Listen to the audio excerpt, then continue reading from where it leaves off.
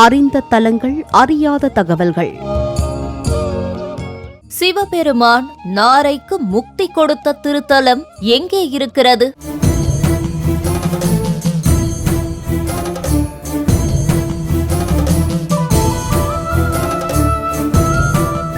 விநாயக பெருமானின் 6வது படைவீடாக கருதப்படுவது எது? வேதாந்த வேத்யம் ஜெகதாமதீஷம் தேவாதிபந்தியம் சுகுதைக கம்யம் ஸ்தம்பேரமாஸ்யம் நவச்சந்திரசூடம் விநாயகம் தம் சரணம் பிரபத்யே. ஓம் சாந்தி சாந்தி சாந்தி. தேவார பதிகங்களை நமக்கு கிடைக்க செய்த நம்பியாண்டார் நம்பி வாழ்ந்த ஊரின் பெயர் என்ன? உலகத்திலேயே தேவாரங்கள் திருவாசகம் பாட போறது இன்னைக்குன்னு சொன்னா அதுக்கு முக்கிய காரணம் நம்பியாண்டார் நம்பி. 7 வயசுல பிள்ளையாரை நேரில் பார்த்து தான் படைத்த உணவை சாப்பிடும் வண்ணம் செய்தவர் நம்முடைய நம்பியாண்டார் நம்பி. இந்த கேள்விகளுக்கான பதிலை இன்றைய அறிந்த தலங்கள், அறியாத தகவல்கள் நிகழ்ச்சியில் தெரிந்து கொள்வோம். வாருங்கள். ஸ்ரீ சுயம் பிரகாச ஈஸ்வரர் திருக்கோயில், திருநாரையூர், கடலூர் மாவட்டம்.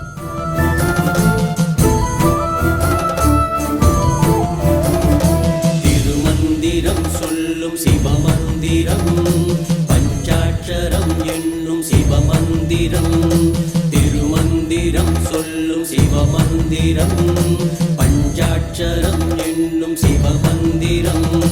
சனகாதி குருமுனி பதஞ்சலி நந்தியின் வியாக்கிரபாதரின் குருமந்திரம். சனகாதி குருமுனி பதஞ்சலி நந்தியின் வியாக்கிரபாதரின் குருமந்திரம். நம சிவய நம சிவய நம சிவய நமவய நம சிய நம சிவ சிவய சிவ சிவய சிவ சிவய சிவ நம சிவய நம. கடலூர் மாவட்டம் காட்டுமன்னார் கோவில் அருகே உள்ள அழகிய கிராமம் திருநாரையூர். இங்கு அமைந்துள்ளதுதான் ஸ்ரீ சுயம் பிரகாச ஈஸ்வரர் திருக்கோயில். இக்கோயிலில் மூலவர் சௌந்தரேஸ்வரர் என்ற பெயரில் அருள் பாலிக்கின்றார். அம்பாளின் திருநாமம் ஸ்ரீ திரிபுர சுந்தரி. இந்த தலத்தில்தான் சாபத்தின் காரணமாக நாரையாக மாறிய கந்தர்வனுக்கு இறைவன் முக்தி கொடுத்ததாக கூறப்படுகிறது. அது மட்டுமல்ல, விநாயக பெருமானின் 6வது படைவீடும் இதுதான். இக்கோயிலின் வாயிலுக்கு வெளியே கிழக்கில் காருண்ய தீர்த்தம் என்ற திருக்குளம் உள்ளது. இந்த தல விருட்சமாக புன்னை மரம் உள்ளது. மூலவர் சௌந்தரேஸ்வரர் லிங்க வடிவில் கிழக்கு நோக்கி காட்சி தருகிறார். கோஷ்ட மூர்த்திகளாக விநாயகர், தட்சிணாமூர்த்தி, ஞானத்தின் குருவே ஞானத்தின் கருவே திருவே ஜெகத்குருவே கற்பகத்தருவே. குரு பிரம்மா குரு விஷ்ணு குரு தேவோ மகேஸ்வர குரு சாக்ஷாத் பரபிரம்மா தஸ்மை ஸ்ரீ குரவே நமः. குரு பிரம்மா குரு விஷ்ணு குரு தேவோ மகேஸ்வர குரு சாக்ஷாத் பரபிரம்மா தஸ்மை ஸ்ரீ குரவே நமः.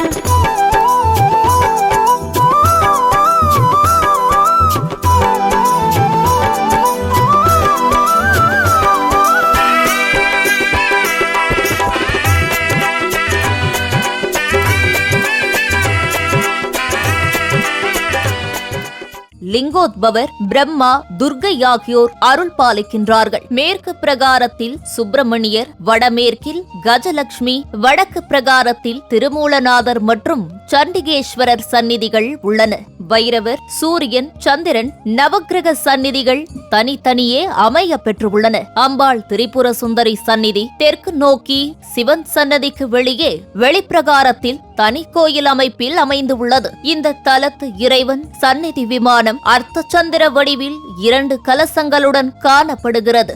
இதன் பின்னணியில் நாம் அறியாத தகவல் ஒன்று உள்ளது. சிவபெருமான் அம்பிகையை தனக்குள் ஐக்கியப்படுத்தியிருக்கிறார் என்ற தத்துவத்தின் அடிப்படையில் அம்பாளுக்கும் சேர்த்து 2 கலசங்கள் இங்கு அமைக்கப்பட்டிருப்பதாக கூறுகின்றனர். நாம் அறியாத மற்றும் ஒரு தகவல், பொதுவாக சிவன் கோயில்களில் ஒரு சண்டிகேஸ்வரர் இருப்பார். இங்கு ஒரே சன்னதியில் அடுத்தடுத்து 2 சண்டிகேஸ்வரரை தரிசிக்கலாம். மூலவர் சௌந்தரேஸ்வரருக்கு ஒருவரும், பிரகாரத்தில் தனி சன்னதியில் இருக்கும் திருமூலநாதருக்கு ஒருவரும் என இங்கு 2 சண்டிகேஸ்வரர் அருள் பாலிக்கின்றனர். பிரகாரத்தில் ஒரே இடத்தில் 3 பைரவர்கள் காட்சி அளிக்கின்றனர். முருகப்பெருமானுக்கு இருப்பதைப் போல விநாயக பெருமானுக்கும் 6 படை வீடுகள் உண்டு. அதன்படி இக்கோயிலின் இடது பக்கமுள்ள பொல்லா பிள்ளையார் சந்நிதி விநாயகரின் 6வது படை வீடாக போற்றப்படுகிறது.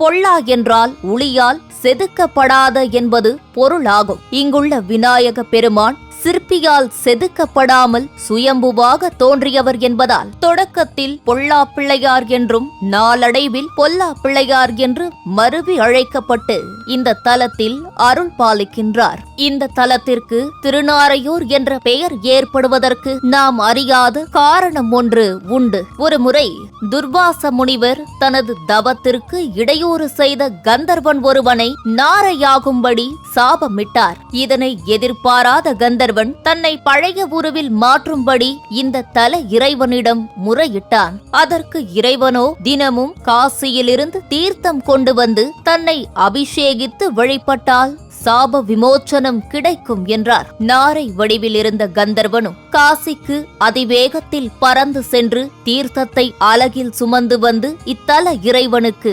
அபிஷேகம் செய்தான். அதைத் தொடர்ந்து நாரையாக இருந்த கந்தர்வனுக்கு சிவபெருமான் விமோச்சனம் அளித்ததாக தல வரலாறு கூறுகின்றது. இதன் காரணமாகவே இந்த தலத்திற்கு திருநாரையூர் என்ற பெயர் வழங்கலாயிற்று. இந்த தலம் குறித்த மற்றுமொரு அறியாத தகவல், 12 திருமுறைகளான தேவாரம், திருவாசகம் போன்றவை இன்று நமக்கு கிடைக்க காரணமாக இருந்த நம்பியாண்டார் நம்பி இந்த தலத்தில் வாழ்ந்ததாக கூறப்படுகிறது. சோழ பேரரசனான ராஜராஜ சோழன் அருகில் உள்ள ஆகாய தலமான சிதம்பரம் நடராஜர் கோயிலில் இருந்த திருமுறை சுவடிகளை திருநாரையூர் நம்பியாண்டார் நம்பியை கொண்டு திருமுறைகளாய் தொகுக்கச் செய்தான். இன்று நாம் தேவார திருமுறைகளை பாடி இறைவனை வழிபடுகிறோம் என்றால் நம்பியாண்டார் நம்பி அவைகளை தொகுத்து அருளியதே காரணமாகும். இக்கோயிலுக்கு வெளியே நம்பியாண்டார் நம்பி அவதரித்து வசித்து வந்த இடத்தில் சிறிய மண்டபத்தில் நம்பியாண்டார் நம்பி சிற்ப வடிவில் அருள் பாலிக்கிறார். இத்தல இறைவன் சௌந்தரேஸ்வரர் மற்றும் அம்பாள் திரிபுர சுந்தரி இடத்தில் எதை வேண்டினாலும் கனிவுடன் அருள்வார்கள் என்கிறார்கள் பக்தர்கள். வேண்டுதல் நிறைவேற பெற்றவர்கள் சுவாமி அம்பாளுக்கு அபிஷேகம் செய்து வஸ்திரம் சாற்றி நேர்த்தி கடன் செலுத்துகின்றனர். நேயர்களே, இன்றைய அறிந்த தலங்கள் அறியாத தகவல்கள் நிகழ்ச்சியில் சிவபெருமான் நாரைக்கு முக்தி கொடுத்த ஆலயமும் விநாயக பெருமானின் 6வது படை வீடாக கருதப்படும் திருத்தலமுமான ஸ்ரீ சுயம் பிரகாச ஈஸ்வரர் திருக்கோயிலை பற்றி அறியாத தகவல்களை அறிந்து கொண்டோம். மீண்டும் மற்றொரு கோயிலை பற்றி அறிந்து கொள்ளும் வரை ஜோதி தொலைக்காட்சியோடு இணைந்திருங்கள். தெய்வ அனுகிரகங்கள் பெருகட்டும். ஸ்ரீ சுயம் பிரகாச ஈஸ்வரர் திருக்கோயில், திருநாரையூர், கடலூர் மாவட்டம்.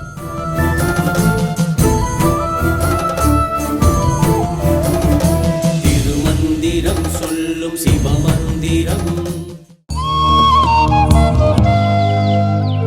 அறிந்த தலங்கள் அறியாத தகவல்கள்.